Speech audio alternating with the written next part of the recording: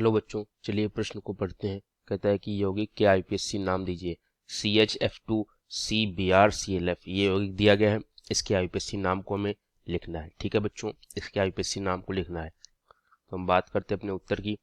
सबसे पहले इस यौगिक की मुख्य अवधारणा को जानेंगे।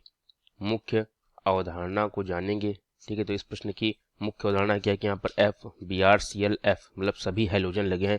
मतलब है मुख्य अवधारणा इस प्रश्न का है कि हैलाइड का आईयूपीएससी नाम। ठीक है, दिए गए हैलाइड के आईयूपीएससी नाम को बताना है, इस प्रश्न की मुख्य अवधारणा है। अब हैलाइड क्या दिया गया है, CHF2CBrClF। अगर इसकी संरचना को यहाँ पर हम बना लें, तो कैसी होगी।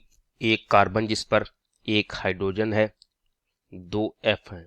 ठीक है, एक अगला कार्बन है जिस पर एक Br है, एक Cl है और एक F है। ठीक है, ये दिए गए यौगिक की संरचना है। अगर यहाँ पर जानने का प्रयत्न करें तो जो Br है उसको हम ब्रोमो कहते हैं, जो ABCD में B से शुरू होता है।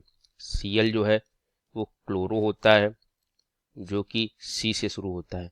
उसके बाद F आता है जो कि फ्लोरो होता है और वो F से शुरू होता है। तो सबसे पहले जो ABCD में आएगा वो आईपीएससी नाम में सबसे पहले रहता है।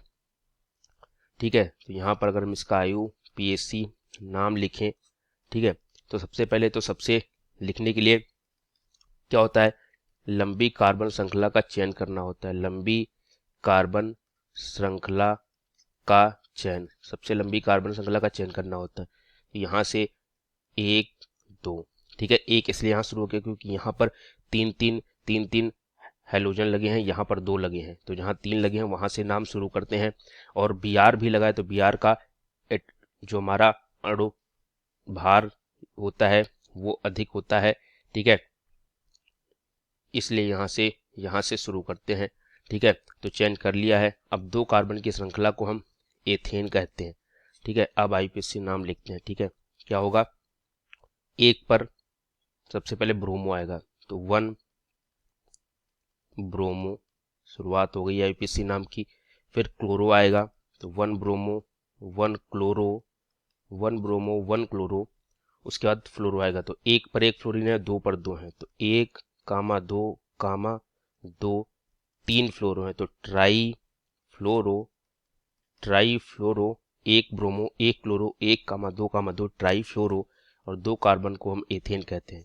तो एथेन ये इस दिए गए यौगिक का आईपीएससी नाम होगा, 1 ब्रोमो 1 क्लोरो 1 कामा 2 ट्राई फ्लोरो एथेन। तो उम्मीद करूंगा बच्चों आपको ये उत्तर हमारा अच्छे से समझ आया होगा। धन्यवाद।